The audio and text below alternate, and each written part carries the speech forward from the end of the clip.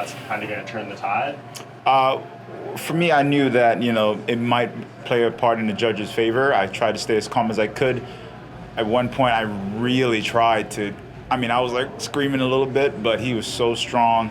When I figured out that wasn't working, I just went back just to relax, hoping the referee was standing up. The referee was just looking at me like, okay. So I was like, all right, well, I'm just going to chill here and try to hit it as much as I could. But I was in danger, but the main thing was just to stay poised. Seeing Miles win earlier on the card as your new teammate, did that help you going into your fight? Yeah, we saw Miles fight. I literally got here when he was performing, and I trained with him. I saw all the hard work he went through, and he did unbelievably. He weathered the storm. He went out there, and Miles quiet, and to see him go out there and took out a guy in his country, and I know everyone was cheering for that guy, and I've met that guy before. He's, the fight world is, cool, but I'm proud of him, man. He's a stud. He sacrificed so much to be here. So it set the pace for me, and I was like, okay, I definitely can't mess up now. So you've had a lot of wins in the UFC. Where does this one rank just with the performance and everything you got to display in this fight? For me personally, I felt like I just got over a little hump. I knew he was definitely probably the best in the league with his ground skills, and for me to survive that, I'm sure a lot of the other guys who I don't think have a better ground game than him ahead of me is like, all right, well, now I have to fight Uriah in his world.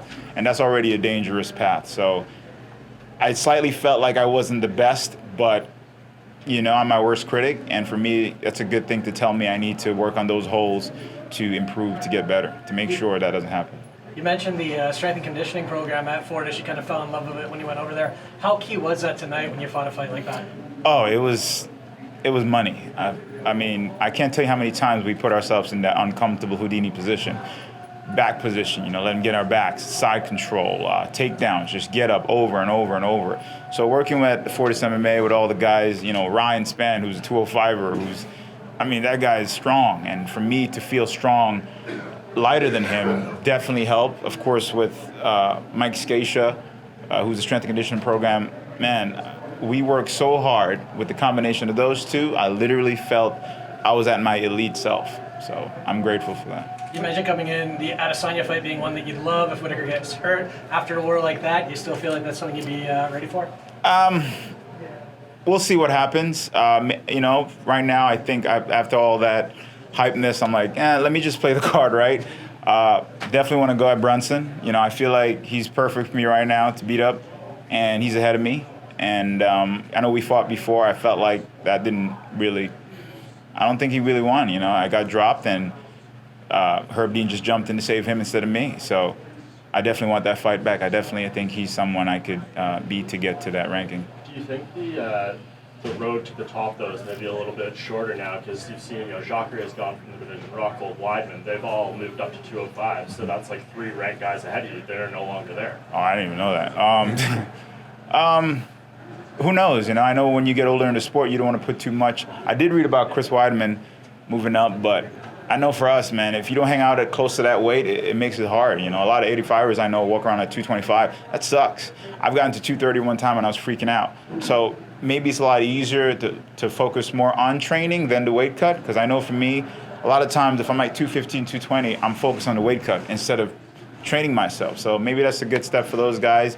They've been at 85 for a long time. It's less of a struggle. Good for them.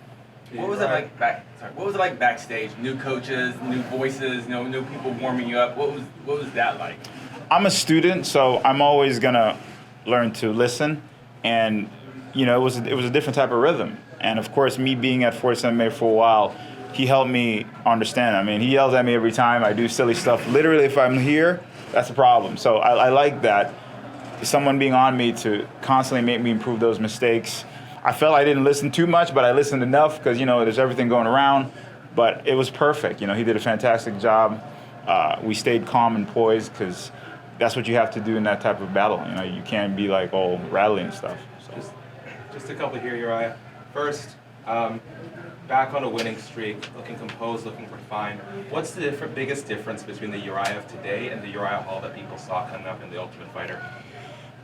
I know for the Uriah Hall, I can't believe I'm talking like this. The other Uriah.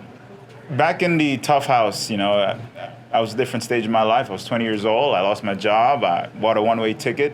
I had no way of coming home. I bought a one-way ticket going to Vegas, and if I don't make this, I'm done. I don't even know how I was sleeping on the street.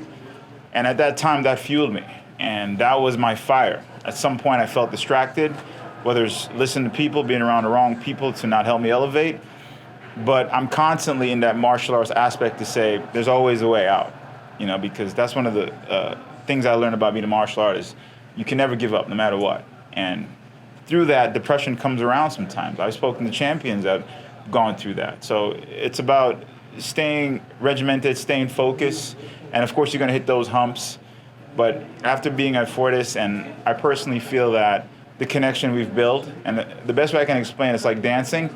If you guys kind of have each other's rhythm, it makes it easier. You're not stepping on each other's toes. But if you do step on each other's toes, it's like, all right, well, let's do this and let's do this so we both don't step on each other's toes. It's just communication. And what I love about it, we don't just talk about the fights, that's one aspect of it. I'm an athlete, but I'm also a human being too. So how can I utilize this stage, this platform to do other things, whether it's movies or having a bigger, better financial situation so I can give back in whatever way. So it definitely played a part where at 35 years old, I'm not just thinking of going out there anymore with that. I'll fight anybody. I got to be strategic. I got to do the right things. You talked about immediate days or the humanity in this, and you're going to punch your opponent in the face, but you're going to feel bad about it. How was that tonight? How was it balancing those two parts of the game? Well, I definitely felt bad after, but during, I didn't feel bad. And again, me and Carlos know each other. In the beginning, I remember telling Coach, and he was like, "Yeah, let's fight this guy." I don't want to fight him. We're kind of cool. And he's like, "Well, put that out the way." So, we had to tuck that emotion aside because it's business at the end of the day. And we saw each other walking around like, "Hey, man, sorry, bro, we got to beat each other up." But me and Kelvin are cool. I'm sure if me and Kelvin are supposed to fight each other one day, we'd be like, all right, let's just beat each other up and get it over with. It's business at the end of the day. No emotion is going to save you. It's actions. So once we made that a legit plan, it was easy to go out there and just do work. The jab was working early and often. Was that a big part of the game plan to keep him at bay? Absolutely. The jab, probably I don't even know how to kick anymore. But just training at Fortis, working with some of the great guys, man. Jeff, who's on me like white on rice, really had to put me in that uncomfortable state to really throw that jab, and that was the game plan. Just come out here. I've thrown so many jabs, I forgot to do everything else. But it was just sticking to the game plan, and even if we fall off a little bit, go over a hump, we get right back on it, and that's just being disciplined. It seemed like you broke his nose really early in the fight. Did you notice right away? I was like, what is this pour of water all over me? And I remember I had it in my back, and I just felt stuff coming down. I'm like, is he bleeding? And I thought I cut him in the head, but apparently it was his nose. And I was like, well, if I can hit him on him a little bit more. I think I caught him on it a couple of times, but I didn't know I broke it. But when he's on your back, and then you finally get him off, and then he's in your world, what's that feeling like? Because you must have a moment of like, oh, my turn. Yeah, that felt great. I knew he was dangerous there, so we've done it so many times. I mean, I can't tell you how many times. I lost count how many times we got up. We got on the floor, we got up. One day, with 45 minutes of just getting up. So it became a second nature. It's like wiping your ass. Actually, don't quote me on that. It's like brushing your teeth. You do it so much you don't think about it. So we put ourselves in a lot of uncomfortable position. In the back mount, I've been in the back mount for a lot of times with Ryan Spann, who's a big guy. So I just learned to stay calm. I was like, I've been here before. This is fine.